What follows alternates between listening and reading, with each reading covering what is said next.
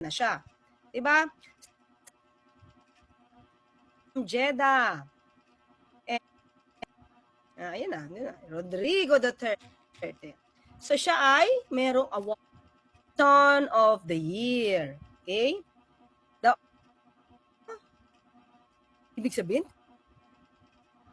faction, kaya bibigyan natin ng corona.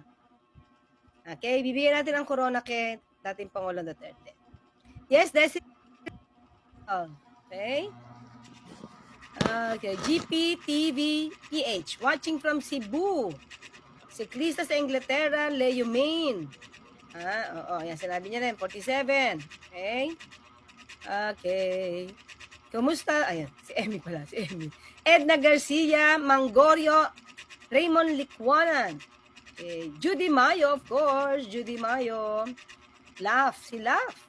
Shirley Maria Gamboa, si Stotts Kahel, Victor Abordo from Jeddah.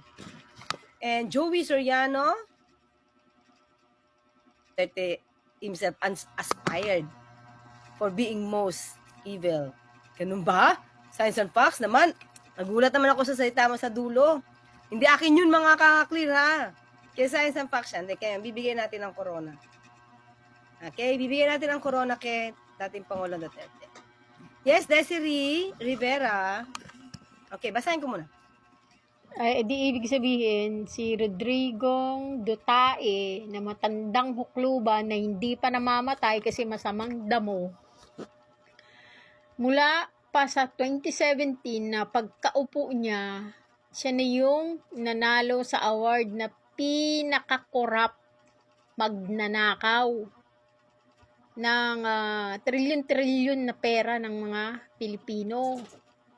2017 pa, nanalo na siya na pinaka-brutal na presidente, na pinaka-mamamatay tao sa historya ng Pilipinas, na kauna-unahang presidente ng Pilipinas, na pinaka-demonyo sa lahat, pinaka-brutal,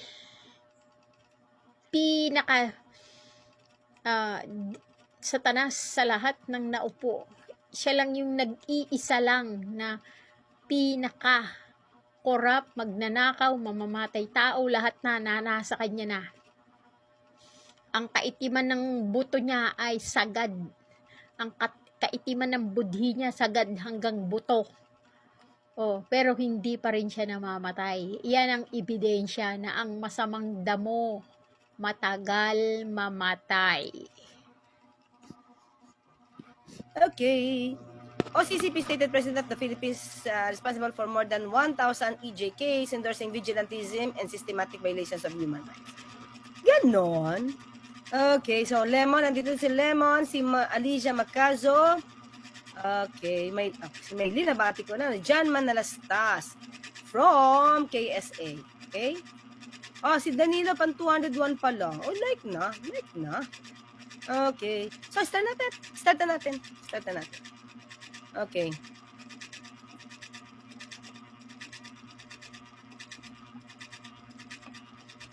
Okay. Pasok natin ito mga kaklear ha. Pasok natin. Paano naman meron tayong basihan? Okay. OCCRP Person of the Year. Okay? The OCCRP's most corrupt person of the year for 2024 is 2025. Okay? January 28, 2025.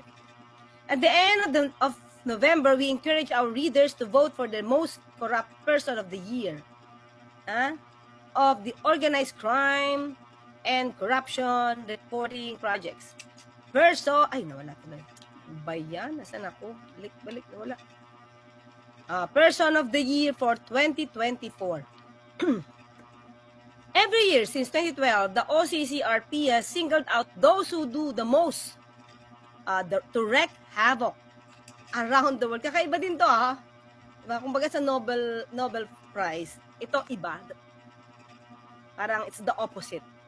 Those who do the most to wreak havoc around the world through organized crime and corruption, not to honor them in the way you would think. The OCCRP emphasizes, but to promote accountability by shining a light on those who have done the most to bolster corruption and the political collusion that often accompanies it. Nako, ang pinapakita nila dito yung nag-i-encourage, nagpapalaganap ng korupsyon. Ito naman pala, former distinguished laureates include J. Bolsonaro, Rodrigo Duterte. Ayan na, Rodrigo Duterte. So siya ay merong award ng one of the most corrupt officials. Okay? Ito, paano ba tayo i-pronounce mga ka-clear? Yevgeny Prigozhin. Yan. And the perennial favorite is Vladimir Putin. The best friend ba to? The best friend. And even the Dunks Bank. Familiar names, especially for those who follow the ever more outrageous machinations of the corrupt. Voting closed on December 5, 2024. December 2024. And the winner has been announced. Itong winner, Syrian. It is none other than the ousted Syrian President Bashar al-Assad. Who said the OCCRP led his country's production and distribution of the highly addictive street drug Captagon, earning billions of dollars to operate prison and maintain his brutal authoritarian rule. Bakit parang may common denominator, no? Brutal, authoritarian. At parang may common, di ba? Hindi ko masyado, ito ba diktador? Ito meron, of course, di ba? Ito rin, si Dance Bank. Pero siya, di ba, may common denominator Brutal, authoritarian rule. Di ba? Sorry, South Africa, maybe next time ba? Hindi, parang hindi nanalo ang South Africa. So in other words, may award na dati pa, laureates. Itong si Rodrigo Duterte. Okay?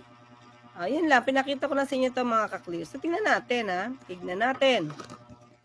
Bakit siya Nakakahiya ang matandang Duterte. Ilagay ba naman sa international magazine ng OCCP na pinaka-brutal, pinaka-corrupt, pinaka-mamamatay tao, nasa kanya na lahat, pinaka-demonyo, napakaitim talaga ng budhi ng matandang Duterte na to.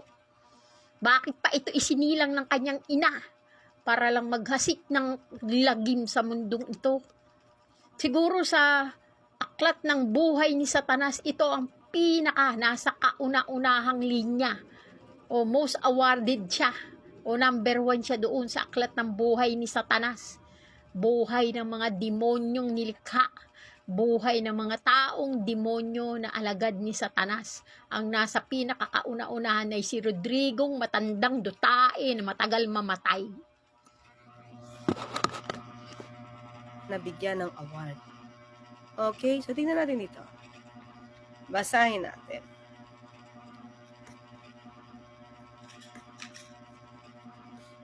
Na-share lang naman to sa akin, mga ka-clear. Okay, na-share lang to. Kaya ni-research ko. Shinir.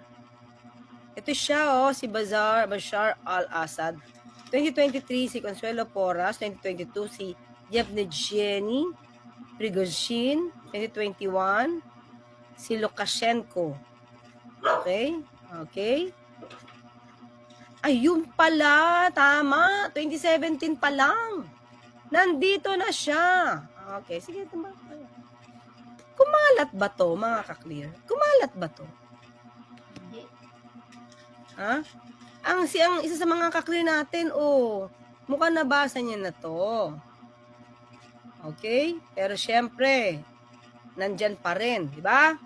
Ang kanyang award. Imagine mo, na-vote talaga siya. Na-vote siya as most corrupt. Okay, basahin nga natin. President of the Philippines responsible for more than 1,000 extrajudicial killings, endorsing vigilantism. Ito yung sinabi ni Science and Facts. Okay? Duterte has made a mockery of rule of law in his country. Oh, paano to? Hindi ba ito ay sign ng dictatorship? Ito yung, diba? Okay, said Drew Sullivan, editor of the Organized Crime and Corrupt Reporting Project, and one of the 9 judges who made the selection from the nominations submitted by journalists and the public. Nanalo siya talaga, siya ang pinak ng 2017. While he's not your typical corrupt leader, he has empowered corruption in an innovative way. His death squads have allegedly focused on criminals but in fact are less discriminating.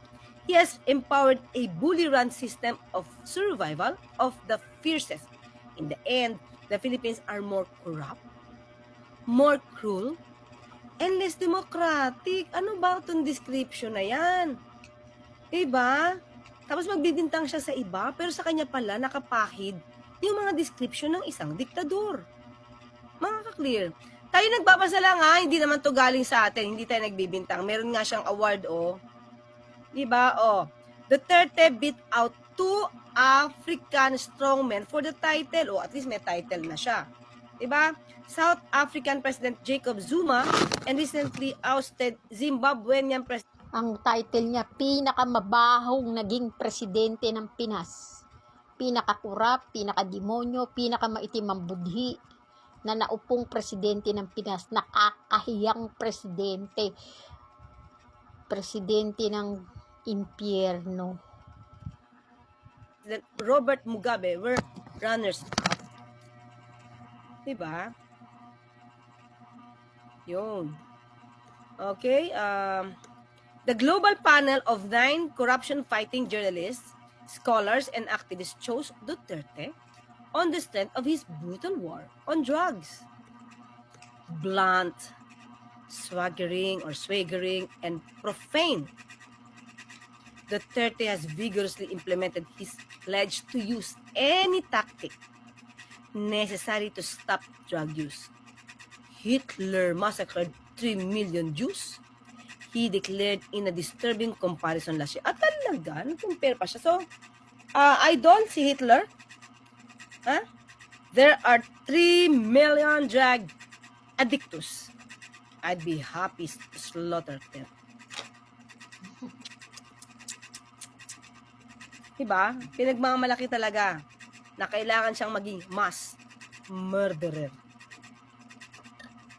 He won't mind being tagged as the mass murderer and he's proud. Proud of it. Philippine officials put the real number of drug users at 1.8 million, but Duterte has overseen the killing of more than 7,000 and possibly as many as 12,000. Talaga? Para 6,000 lang yung nadinig ko kay Tony Conti. Meron pa pala, more than 7,000 daw. And possibly as many as 12,000. Okay? Grabe.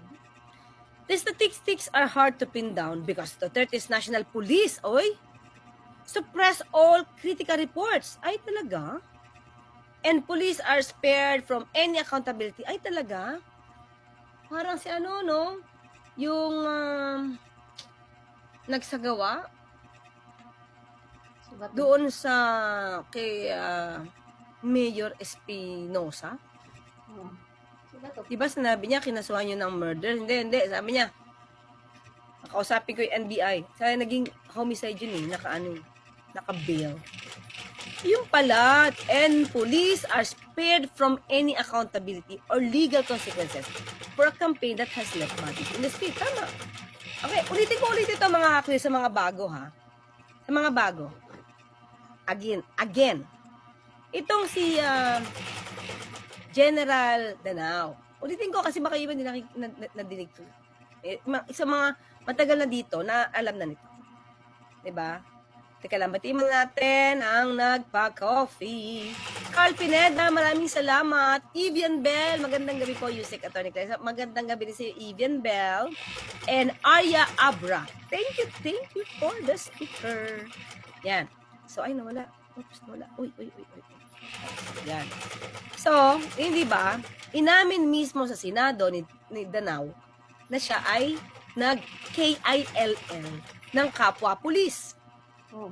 Dahil nga daw ito ay gumagamit at nananakot ng asawa. Kaya inoperate nila. KILL yun mga kaklear. Bakit kaya hindi siya nakasuhan? Pwede naman yung defense and self-defense, pero dapat makasuhan yun. Inoperate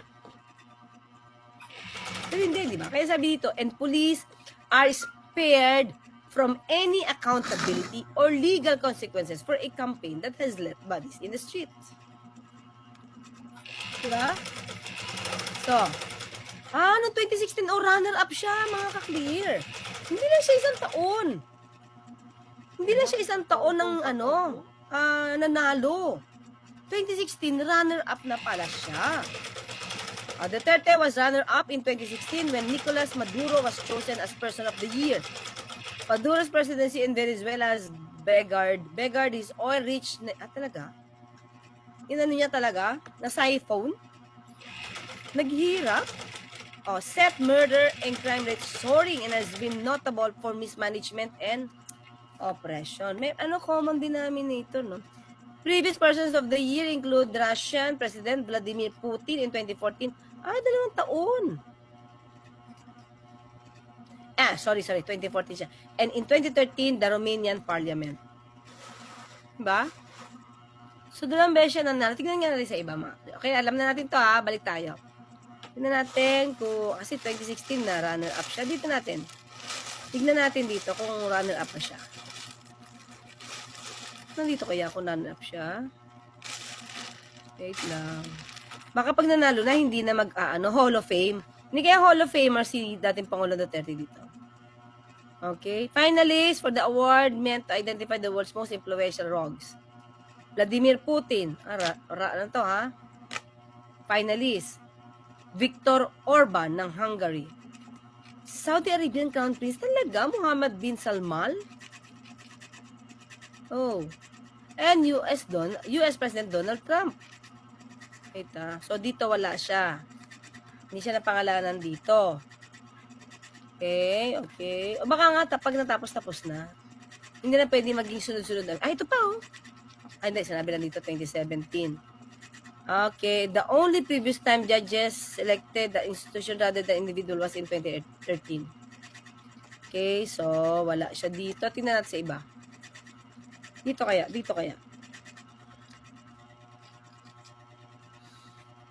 Dito, wait lang mga kaklitin natin. Person of the year is Joseph Muscat. Okay, hanapin. Baka runner-up din siya dito. Okay. Other finalists in 2019, Donald Trump, Rudy Giuliani, Dennis Cristel Sasso. Wala.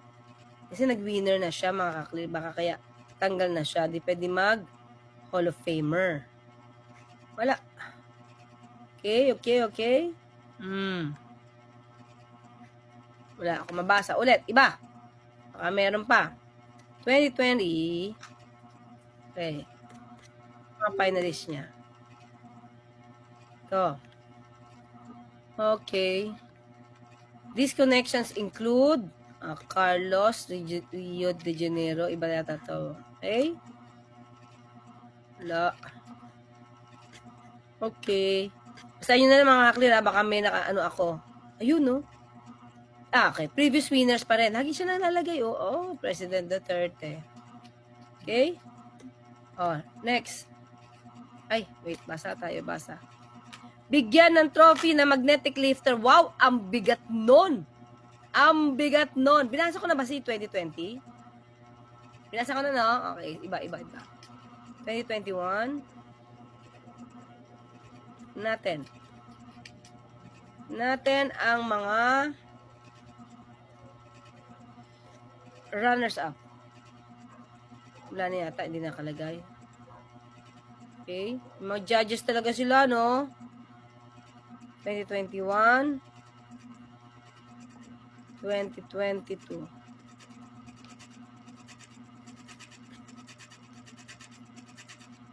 Diba? Ganito ba naman ang award mo? Talaga naman. Parang ikaw na kumakalaban sa sinasabi mong kumakalaban sa korupsyon. Tapos, may award ka pala na most corrupt noong 2017. Wala na siguro dito mga Clay. Mukhang baka lagi nababanggit And previous winners have included former President, Philippine President Rodrigo Duterte. Hindi natin to gawa-gawa mga ka-clear ha. Baka magalit na naman sila. Sabihin di naman natin yan gawa-gawa dito. Diba? Okay.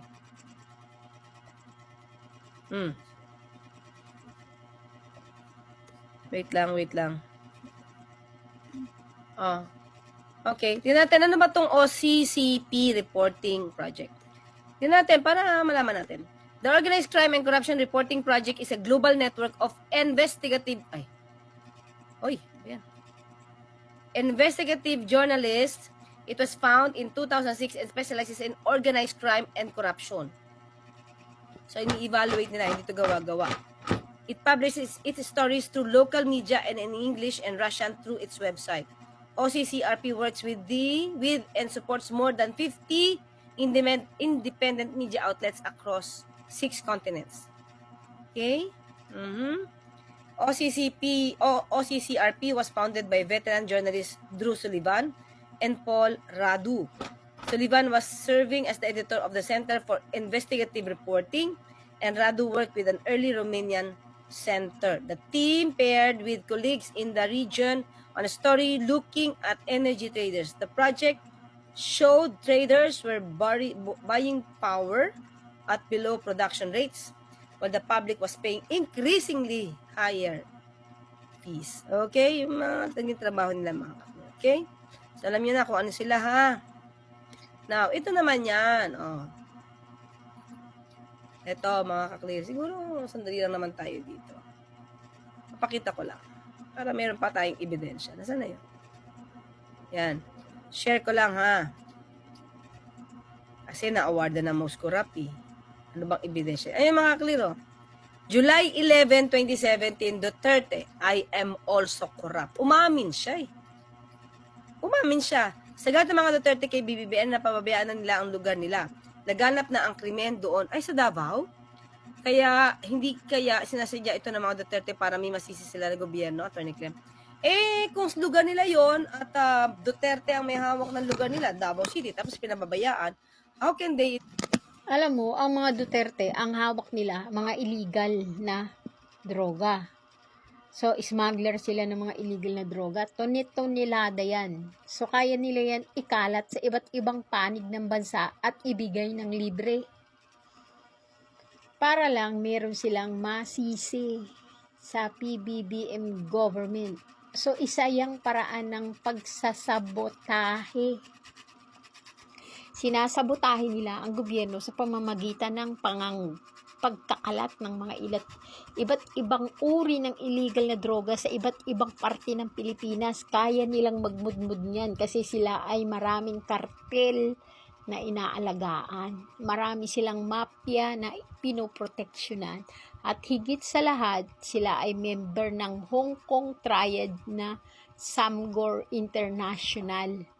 Kaya kaya nilang sabotahihin ang gobyerno ni PBBM sa iba't ibang parte ng Pilipinas. How can they put the blame on the president? In fact, may pondo sila dyan. May confidential funds sila dyan. Diba? Tandaan natin, panahon nga ni Pulong may 51 billion. Hindi dapat umayos na sana yung Davao. Dapat, di ba, ginamit yung buong 51 billion. Ginamit sa pagpapaayos ng Davao kung sinasabi mo na papabayaan. Okay? So, ito. Sayin natin. Okay? May pag-amin, mga ka-clear, hindi tayo. Hindi tayo ang may gawa-gawa nito. Doors, hi, Yuse Claire, watching from Perth, Australia. Thank you po. In a speech, namin niya to in a speech before the Philippine-Chinese Charitable Association, President Rodrigo Duterte has admitted that he is also corrupt. Paano naman to mga ka-clear? Tapos magagalit sila sa akin kasi nilalabas ko to. May admission. may record. Wala tayong gawa dito, mga kakri. Tandaan nyo ha, wala tayong ginawang kwento rito.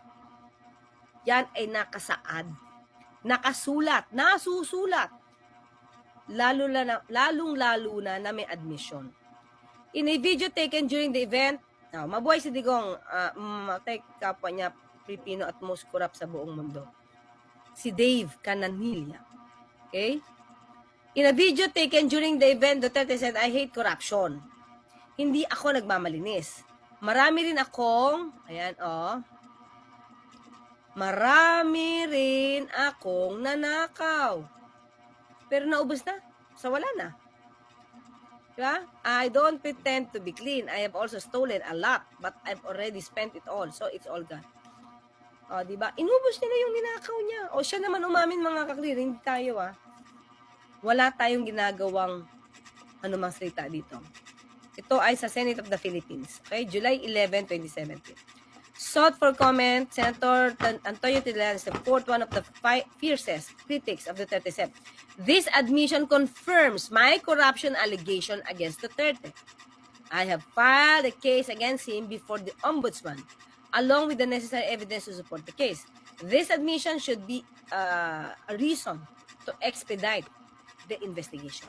In 2017, Trillanes filed a plundered case against Duterte before the Office of the Ombudsman due to the latter's alleged unexplained wealth, including the 2.4 billion that flowed into his bank accounts and the alleged hiring of 11,000 ghost employees.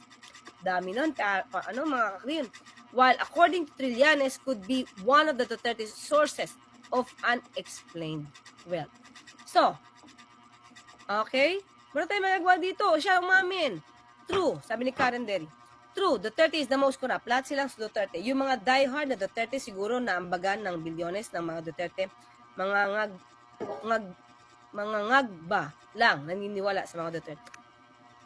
Hindi, Karen, ito wala tayong ibang ginagawang kwento. Santo galing sa OCCRP. Diba? Tapos may pag-amin si dating Pangulong Duterte. Wala tayo. Ito ay ina-explain lang natin. Ipinapakita natin sa taong bayan na ito yung nangyari. Diba? Ito yung nangyari. Ito yung mga pag-amin. Pag-amin ni dating Pangulong Duterte. Alangan naman sabihin natin, huwag kang umamin na magnanakaw ka. Umamin eh. Mga ka-clear, anong gagawin natin dito? Umamin. Maraming salamat, Car Pineda. Okay, binati ko na si Evian Bell, Arya Abra, 2 Cats 1, 2, 3. Warmest congratulations sa ACC. Salamat, 2 Cats. Celia Dizon Morita, maraming salamat sa mga sticker. Tuk-tuk the tourer. Tuk-tuk the tourer. Uy, taga-Thailand ka? Mukhang the tourer, Tuk-tuk, Congratulations, you're outstanding and admire you greatly. You have the courage to stand up against misinformation. No one has dared to confront the false claims made against the Marcos administration before. Ayan. Well, ito yung mga clean up. Sabi ko nga, okay. Please acknowledge naman ako, ma'am. Roberto Mabasa. Thank you, Roberto. Yan. And thank you din dito sa topic na ito, Angela Gonzaga, kasi hindi ko to nabasa. Okay? So, ayan. So, may magagawa ba tayo, mga kakilid? Kahit sabihin natin hindi siya corrupt. May magagawa ba tayo? Wala. Nasa kanya ang corona. Umamin pa siya. Hindi ito gawa-gawa ng mga ka-clear. Nasa news. Diba? May pag-amin eh. So, since umamin kang corrupt ka at magnanakaw ka, paano mong sasabihin yung iba magnanakaw din? Nasa yung moral ascendancy mo. And, mas okay mga ka-clear kung magbibintang siya. Diba mas maganda may ebidensya? Tulad nito, pinost ko to sa Facebook, sabi niya, sana may ebidensya ka. Ito po. Diba sa Facebook kanina, nakita ko yung may message agad. Sana may ebidensya ka. Ito po. Hindi po to galing sa akin. Galing po ito sa pag-amin ni dating Pangulong Duterte. Senate of the Philippines pa, 19th Congress. Pangulo pa siya. July 11, 2017. Okay?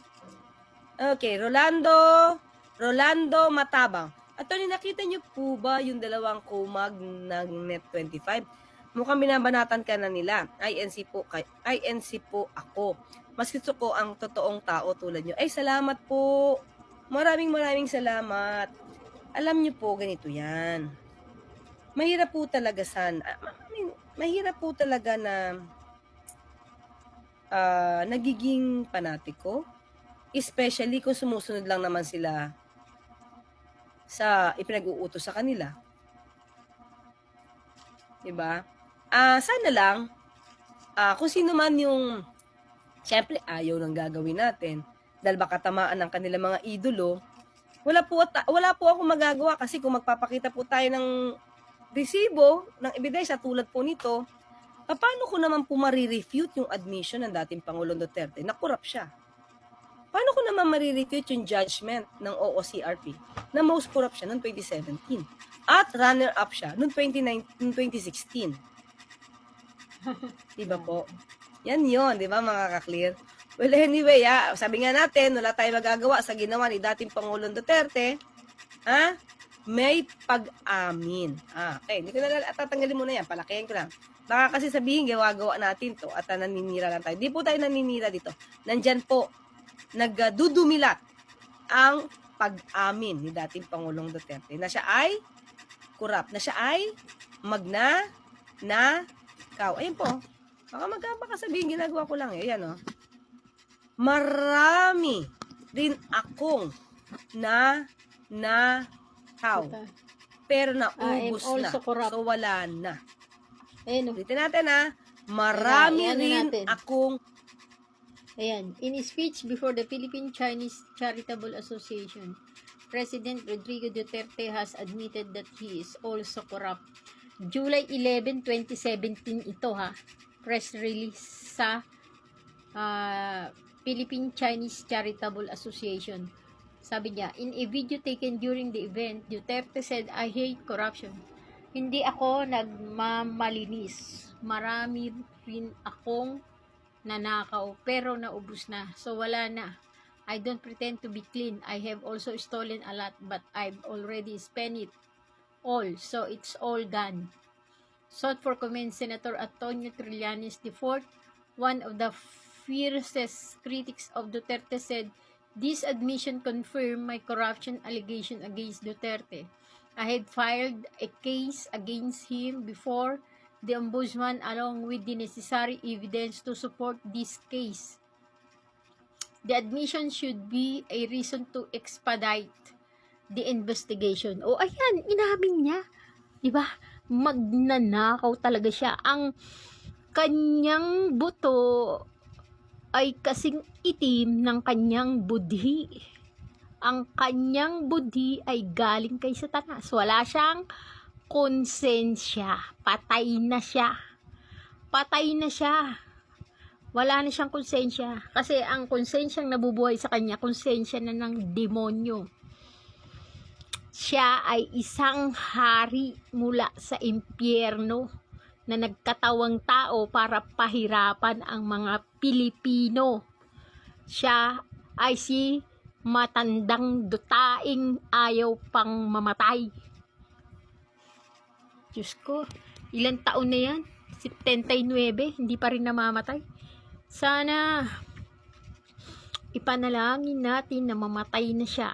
O di kaya magkaroon na siya ng Alzheimer o dementia nang makalimutan niya na ang tungkol sa kanya, ang tungkol sa kasamaan niya, ang tungkol sa mga ginagawa niyang kasamaan, nang matigil na siya, nang hindi na siya gumawa pa ng kasamaan, paulit-ulit na kasamaan, na hanggang sa huling patak ng hininga niya, kasamaan pa rin ang iniisip niya.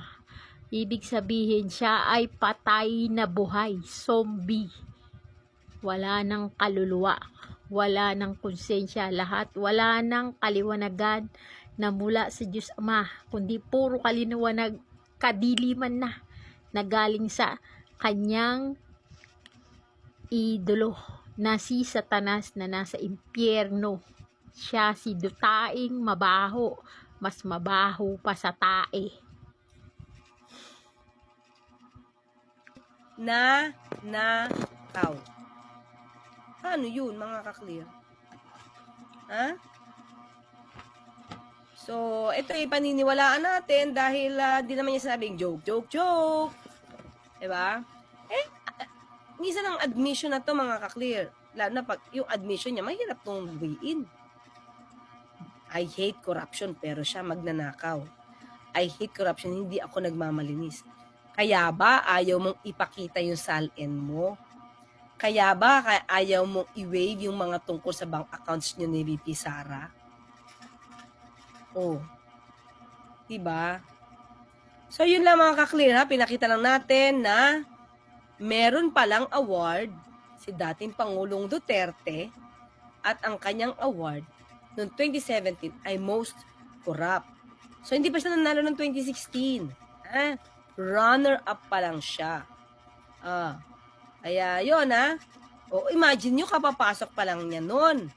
Runner-up na siya. So, gaano kalaki yung ninakaw niya noong 2016. Saka, kung umami siya magnanakaw siya, corrupt siya, lalo na nung panahon niya na mayor siya. Sa lahat ng pagkakataon. Di naman niya sinabi na nagnakaw lang siya nung presidente siya. Diba, Robert Mendoza and Lorna Bunaw, Danilo Sanico.